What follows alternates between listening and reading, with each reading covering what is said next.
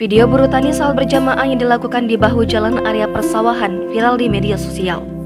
Video yang diunggah oleh akun @dolanbanyudono itu memperlihatkan 6 orang bapak-bapak yang tengah melaksanakan salat di tengah-tengah bekerja memotong padi. Dalam video itu terlihat dengan jelas seorang bapak-bapak yang mengenakan kaos biru, lengan panjang menjadi imam salat zuhur. Gerakan salat bapak-bapak itu kemudian diikuti oleh 3 orang laki-laki di barisan pertama dan 2 orang laki-laki di barisan kedua.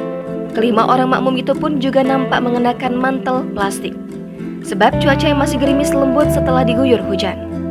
Bahkan, meskipun banyak berlalu lalang kendaraan tak mengganggu kehusyuan bapak-bapak yang tengah beribadah itu. Dalam keterangannya, sang admin pun mengaku salut dengan bapak-bapak tersebut. Video itu diambil oleh Toto Sudaryanto di pinggir jalan areal persawahan yang ada di sebelah barat SMP Negeri 2 Banyudono. Saat itu, dia yang akan menjemput anaknya sekolah melihat pemandangan tak biasa itu. Dia pun kemudian mengambil ponselnya untuk merekamnya.